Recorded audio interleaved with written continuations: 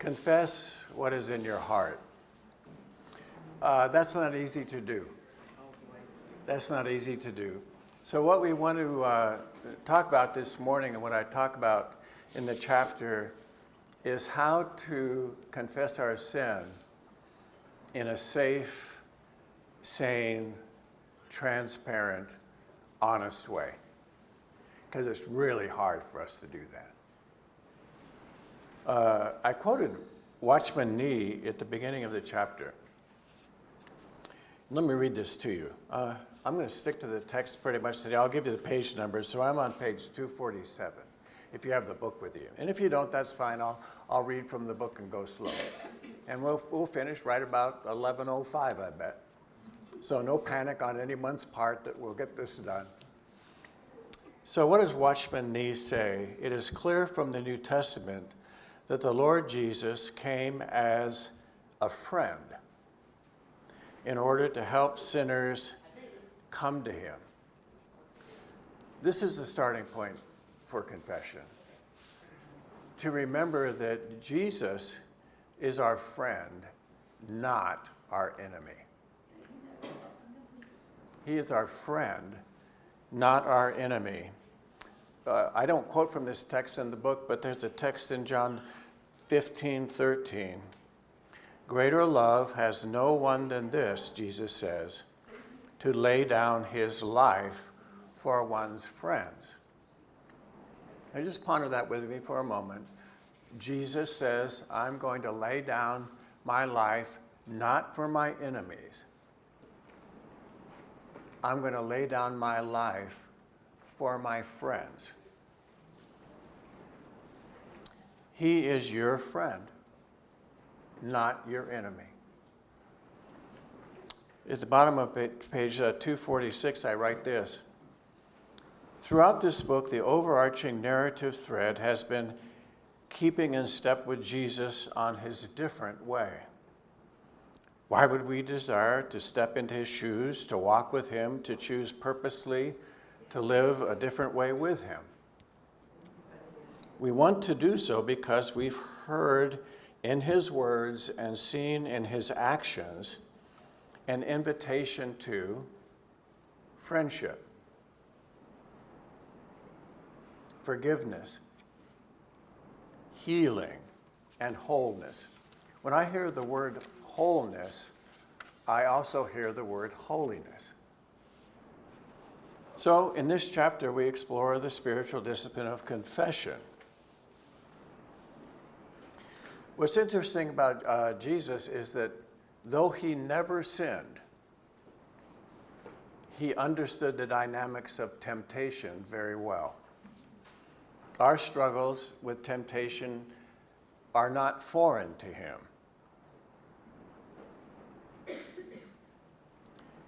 He experienced temptation.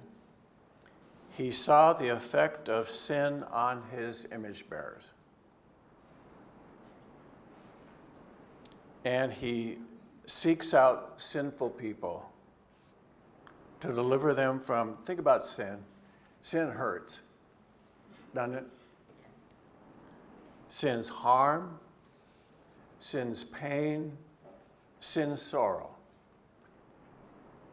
Jesus understood the dynamics of sin, and as God incarnate, was deeply concerned about how our sin ruins and is ruining an image bearer's life. So he wants to help us. And he offers us the discipline of confession, though he had nothing to confess himself. He offers us this discipline in order that his care and love and forgiveness might find an avenue to flow into us. If we learn how to confess well and how to avoid what I would call a bad confession. It's possible to trip when we're trying to deal with our own sin. So anyway, I thought about this. I want to read you something from the book. I'll try to liven it up as I'm reading it. Jesus is the friend not the enemy of sinful people. I've already said that. Repetitio mater studiorum est. Repetition is the mother of all learning. He's your and my friend, not enemy. Not only is Jesus our friend, he knows what to do with all our stuff. Just ponder for a moment, all your stuff, all my stuff. Just ponder that. Over a lifetime, you can build up a lot of stuff that is still a concern. It troubles us. Our past can trouble us. Our present experience can trouble us. Our fears for the future can trouble us. He knows what to do with all our stuff, all the nastiness that keeps us awake at night, wondering if God could ever love someone who's done the things we've done and thought the things we've thought. Thank God, Jesus is the greatest expert in dealing with human sin that ever lived. He's an expert. He is the great physician of the soul. I was thinking about this morning. I look at those of you who've been coming and enduring my book with me together. My hope is that we would all become physicians of the soul. Think of yourself that. I can become a physician and then be able to help other image bearers with their stuff. But we need to learn how to be a wise physician, not a harmful physician. And self-righteous folks would be at the top of my list, and I'll talk about self-righteousness some, would be at the top of my list for people who are really bad physicians of the soul. Deeply concerned about sin, but harm rather than help people who are trying to get well. We'll come back to that. I repeat it again, Jesus is our friend, not our enemy. The first step we take then in confessing our sin is always toward Jesus.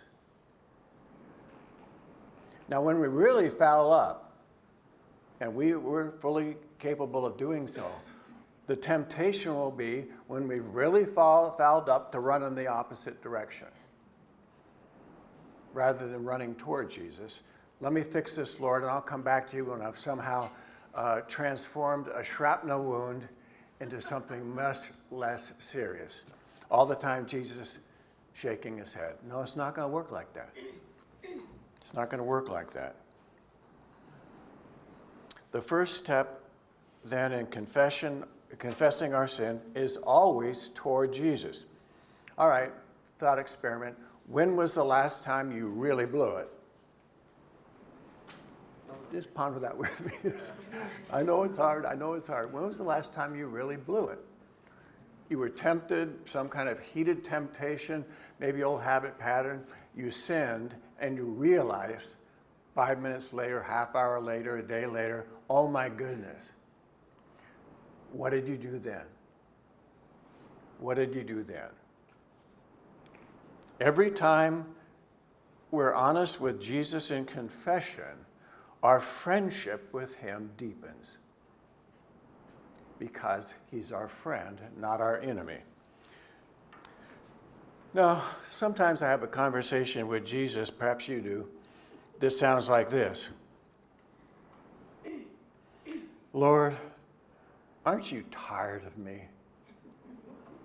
I am. I've done it again. I told you the last time we had this conversation that I would never do this again. And I've done the very thing I said I wouldn't do. I'm tired of myself. Lord, I'm tired of letting you down. I'm tired of confessing the same thing to you again and again. Aren't you tired of me? Have you ever felt that way? Have you ever felt like you've sinned one too many times, that Jesus is simply tired of dealing with you? The wonder and beauty are that Jesus never tires of us. He's our friend. a friend lays down his life for his other friends. He never tires of us, for we're his precious image bearers. There is not a single story in the Bible, not one, where a sinful person comes to Jesus, honestly confesses he's sinned, and Jesus turns away in anger or disgust. I challenge you, find one. He has no desire to discourage sinners, for he wants to help us change and learn a different way to live. He knows scolding doesn't help. So you scolding yourself in an unwise, foolish fashion when some pattern reappears in your life. Lord, I have lost my temper 15,000 times and other people have suffered as a result. Aren't you tired of me? And he says, no, I'm not. You're my child. I've come to help you deal with that temper, or whatever else it might be. He doesn't yell at folks who want to change. Who does he yell at? Self-righteous people who don't see their need to change and are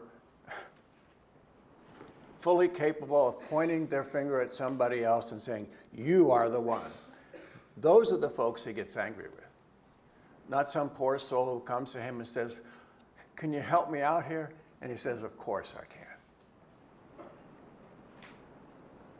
Jesus consistently, let me go up one more paragraph. The folks who drive Jesus crazy are those who don't recognize or acknowledge their sin.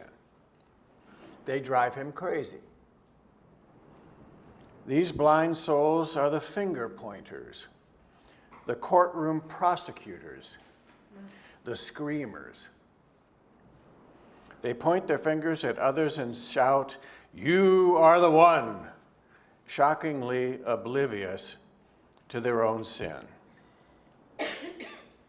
Jesus consistently teaches, now he's consistent about this, he consistently teaches that God loves lost people and welcomes them home with open arms.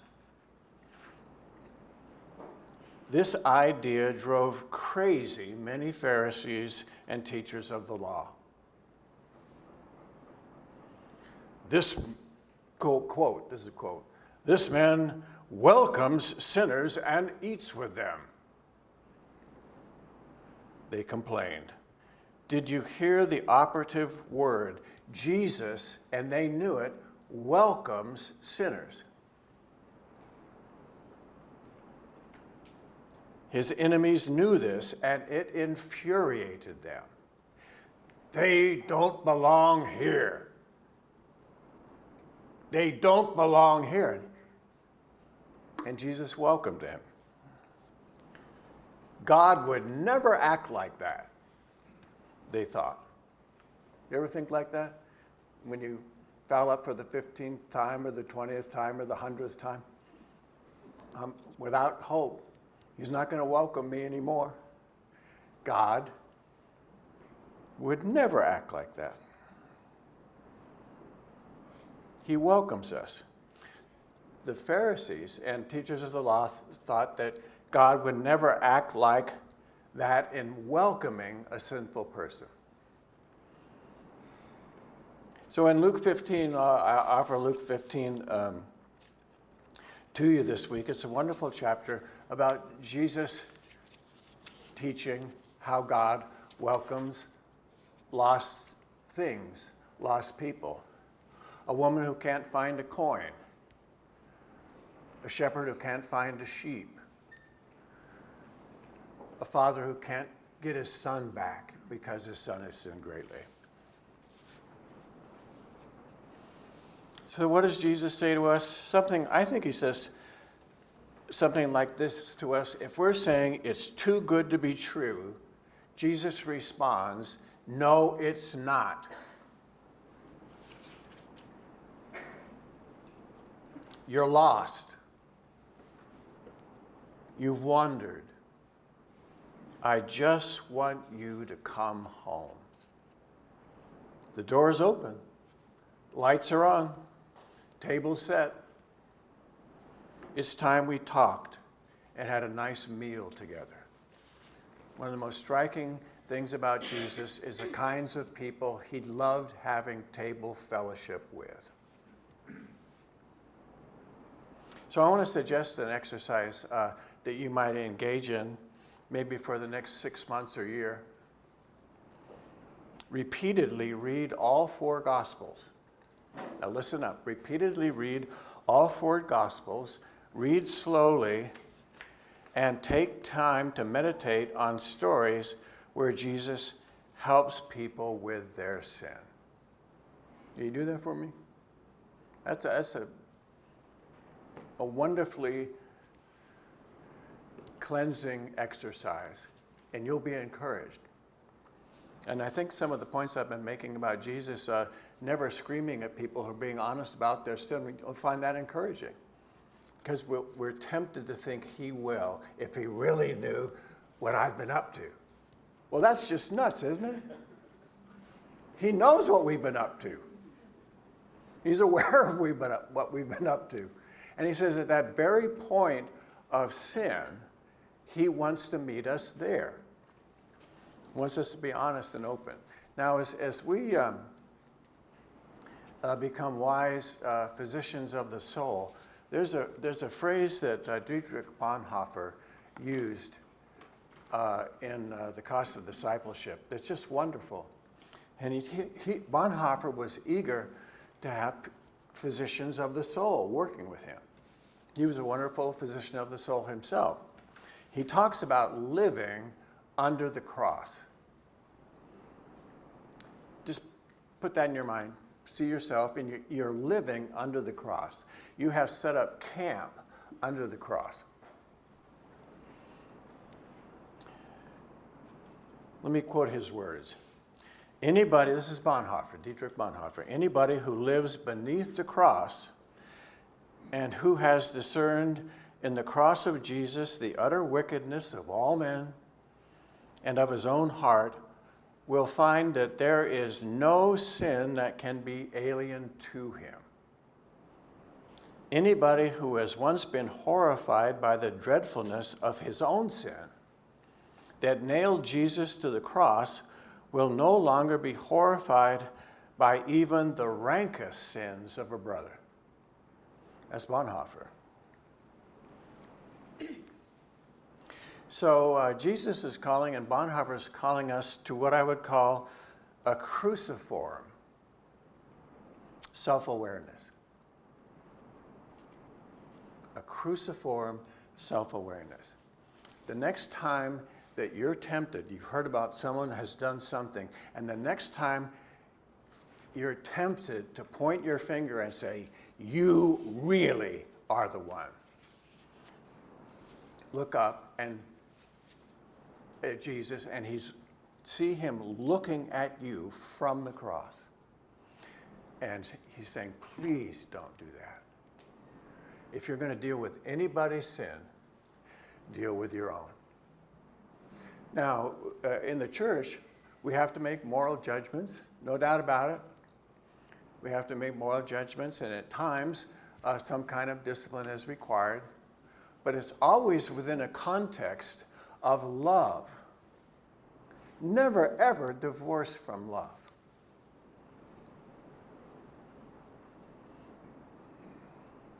So in confession, we see who we are, we confess what we've done, and our love and compassion for other sinful image bearers grow. See, that's a key to sensing that I really am learning how to help other people get to a new place. When we're empathetic with their struggles, not when we're condemning them and pointing the finger and saying to them, until you get this right, you're not part of my life. How is that possibly helpful? But, there's something in us that says, yeah, you find yourself when I talk like that? Yeah, but you know, if we don't deal with that, then you know, and Jesus is saying, I can handle it. I want you to wrap me around your mind and heart as you help another precious image bearer get to a new place. If I live beneath the cross, how could I ever scold, manipulate, exploit, reject, or condemn a struggling image bearer who comes to me and asks? Now imagine this. Someone comes to us and asks, can you help me? I'm stuck. You ever feel stuck? Can you help me? I'm stuck. I've got so much stuff in my life and it's killing me.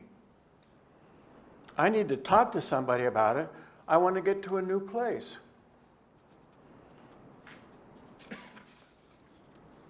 Living under the cross. So, in a manner of speaking, when we come to our senses and admit that life isn't working, that we've lost our way, that we're hurting others, hurting ourselves, it's really time for a new beginning. I can't help but smile. It's time for a new beginning. It's time to follow a different way. Maybe all we're able to do initially is to ask for the grace to go no farther into our sin. We acknowledge to God that our disordered desires run deep.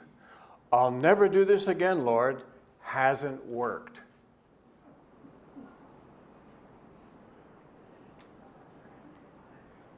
We humbly and honestly ask God to change our desires. Lord, I love doing this, and yet I know it's killing me. I know it's wrong, and I'm hurting those around me. Help me to develop new habits of love to replace my disordered loves. Have mercy, Lord. I need lots of it. I don't just need a little mercy, I need showers of mercy. I need to learn to live a different way for dealing with my sin. The old ways aren't working. All right? I'm not going to look at anybody directly. I try not to look at anybody directly at this point. Where are things still not working when it comes to these issues of sin? And you've been dealing with it for maybe 30, 40 years, and it's still not working. That's where he wants to meet us. He's not surprised. He's not surprised. You can't surprise Jesus. Okay? Are you hearing me? Not possible. You can't surprise Jesus. So start fessing up. Yet because these sinful patterns in our lives are deeply habituated, ask yourself the question, what are my deeply habituated patterns of sin? We shouldn't be surprised if our sins don't magically disappear when we confess them. We've all experienced that, haven't we? We've all had times when we think, I'll never do it again. I promise. Half a day later, a week later, a month later, it's still there. Well, that shouldn't surprise us. After all, we spent years developing our anger, or our greed, or our lust, or whatever the sin may be. We become experts at that sin. It's deeply habituated. Sometimes we've got our bodies involved. Surely we've got our minds involved, our emotions involved. So John Chrysostom, Archbishop of Constantinople, who could be rough on people when it comes to their sin, he said this. This is a quote. Try for 2 days. If you can make it for 2 days, you'll keep off on the 3rd day more easily. And after 3 days, you'll add 10, then 20, then 100, then your whole life.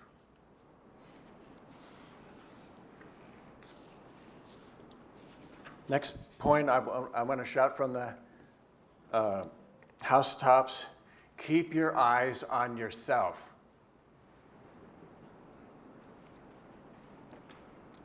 I'm looking at you. Keep your eyes on yourself and on Jesus. Jesus, yourself, not other people. Avoid comparing yourself to others. Now, when it comes to issues of sin, when we compare ourselves to others, either we'll feel terribly discouraged because we'll look at somebody and think, oh, how holy that person must be. I could never be like that. All the while, that other person probably struggling with different things, different issues, and so on. So we become too discouraged, or even worse, we compare ourselves to somebody else and we come out ahead. And we're ready, the baseball bat, spiritual baseball bats, about ready to come out. And to help this poor soul, we're going to beat their brains out spiritually. It's not helpful. It's not helpful. Jesus describes self-righteous. Now listen up. I'm not saying you're self-righteous, but we all have those days. Do we not? Jesus describes self-righteous people as being blind. In Matthew 23, he turns up the volume as he scolds the teachers of the law and Pharisees for their hypocrisy and the heavy burdens they lay on other people. Woe to you, blind guides. Blind guides. These were teachers of the law. They thought they understood and saw clearly, and he calls them blind in Matthew. That's Matthew 23:19. Now think about this with me. I can't help but smile. The irony. Blind people, by definition, can't see. Yeah? They can't see. And yet self-righteous folks, people apt to condemn themselves with others, claim to possess eyesight so clear that they can judge another person's thoughts and life. And are very ready, this is the mark of self-righteousness, to condemn them. So when we're talking about judging in this sense, that Jesus forbids, is to condemn. It's not to struggle to an adequate moral appraisal of what's going on. It's to condemn.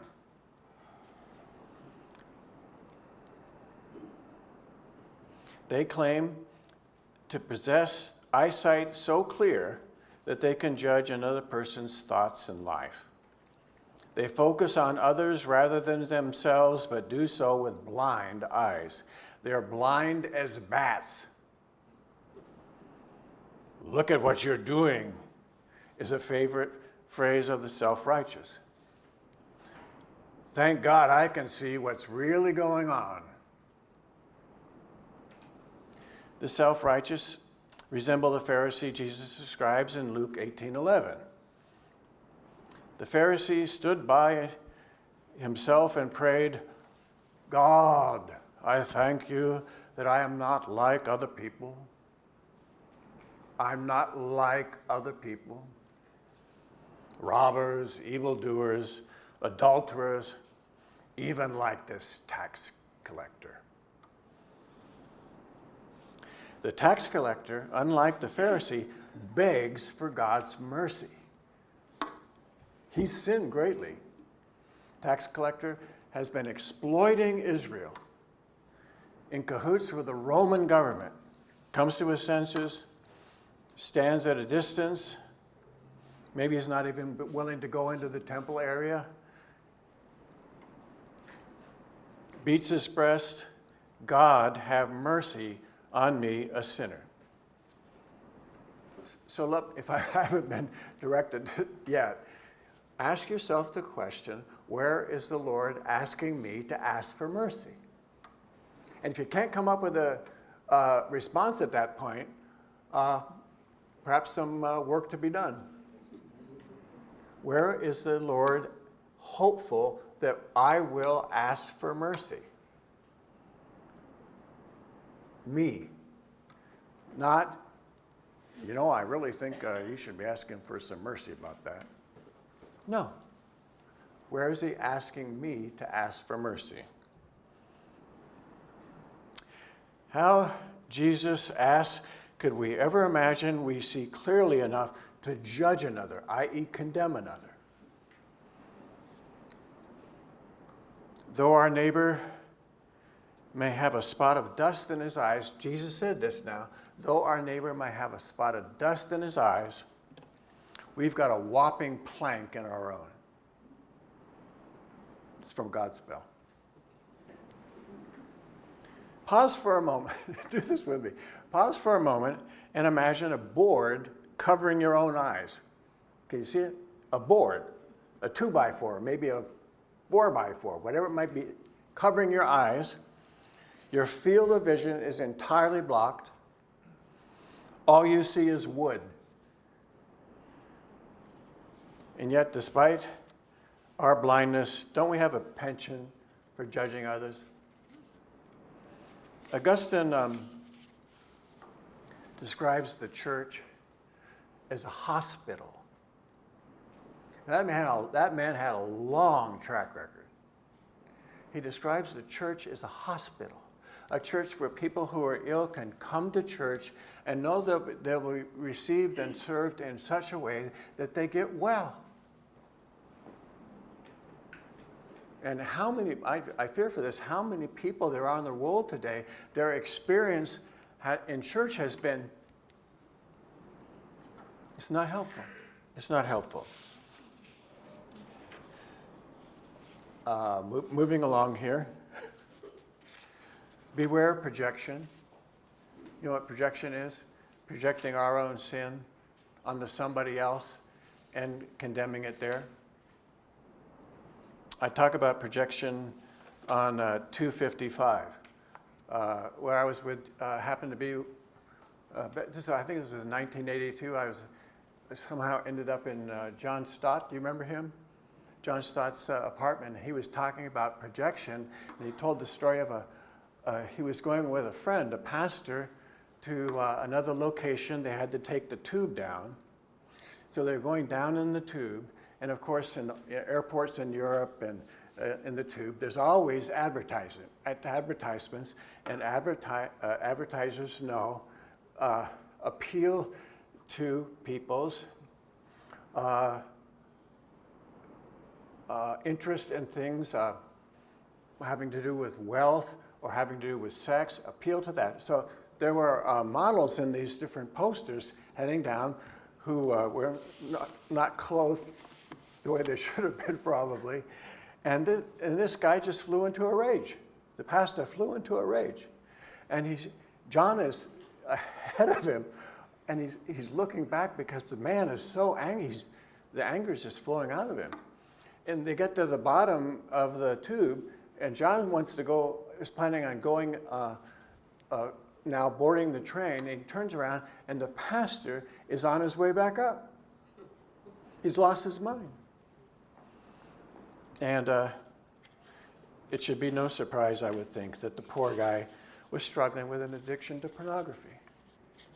And so he projected that addiction onto others and was judging it there. You ever run into people where they're driving you crazy? They're doing something that's really bugging you? Well, what are they doing? They're probably raising something to the surface in you that you see in them, and you can't stand it in yourself. Food for thought. Try to avoid projection. Two more things. I'm toward the end of the chapter on page 260. I call this is the cycle of sin. The cycle of sin. The cycle begins with temptation. A thought arises, or there's an impulse in our body, sometimes in response to a cue of some kind in our environment. Suddenly, out of the blue, a heated temptation envelops us, and sometimes, not always, we succumb to the temptation. We sin. Our sin is quickly followed by another temptation, the temptation to keep our sin to ourselves. Nobody's going to find out about this, we say to ourselves, as shame and remorse engulf us. Our isolation and loneliness in our sin deepen. Isolation, loneliness in our sin deepens. There we are, alone with our sin, isolated in guilt and shame, paralyzed as, what do I do? What do I do now? We want to stop the sinful behavior, but these roadblocks get in our way. Shame, guilt, isolation, habituation. Terrible thoughts swirl within. Ever have any of these thoughts? What's wrong with me? What kind of a person would do something like this? I'm worthless. I'm a horrible person. If other people found out, they'd desert me. How can I hide what I've done? What am I going to do?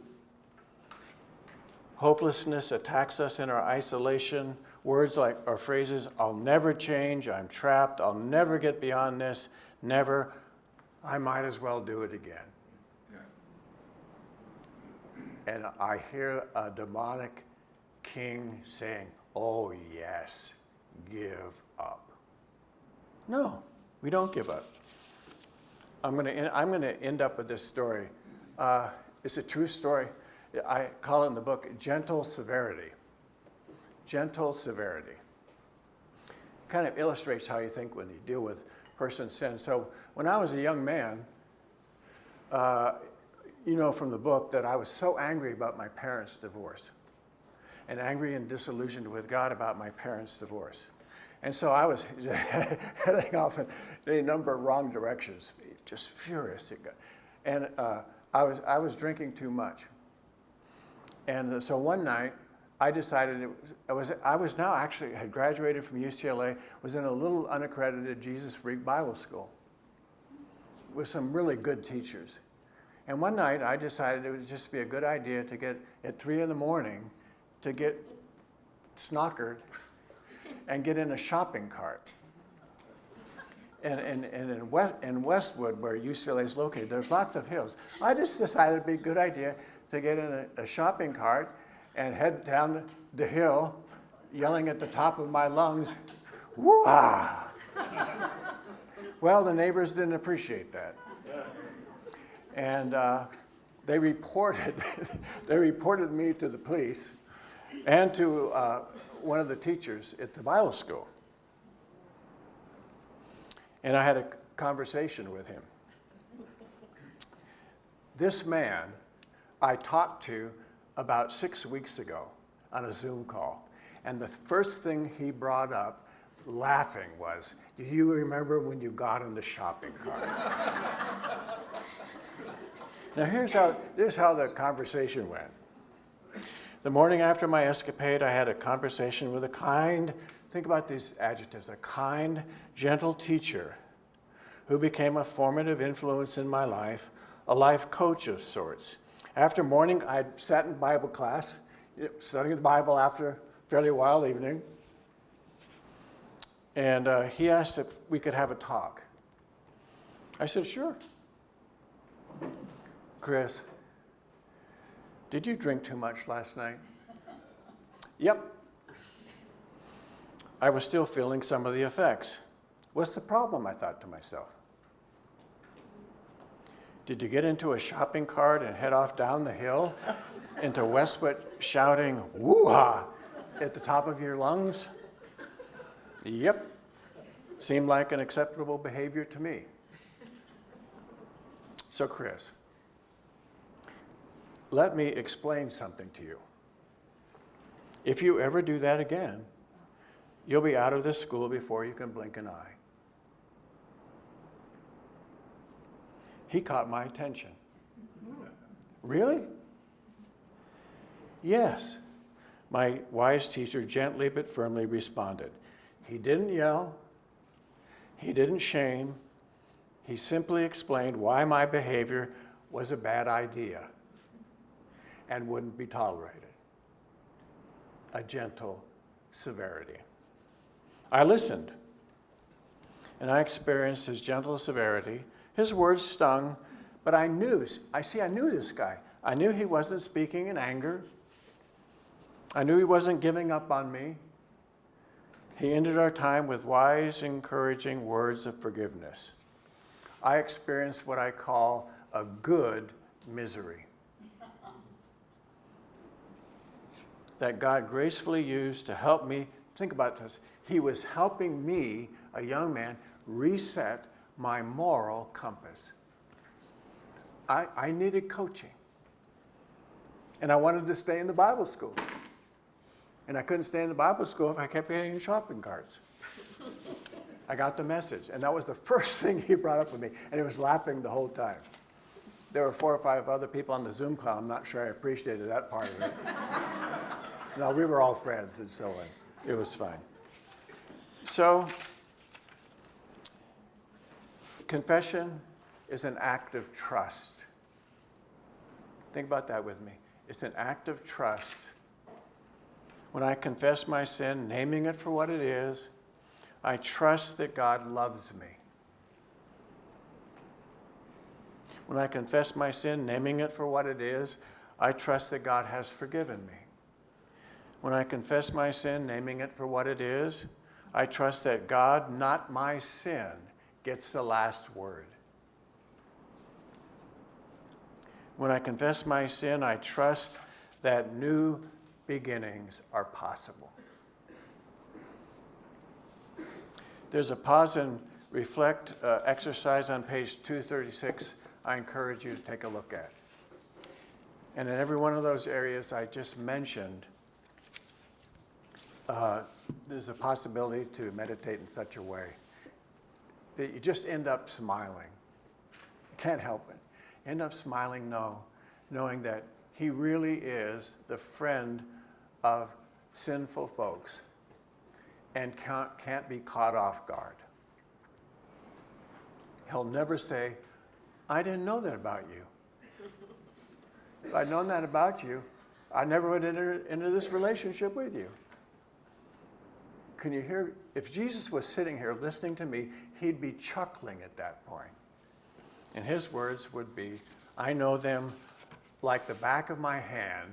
After all, I died for them. Be encouraged by that and have a good week. Blessings on all of you.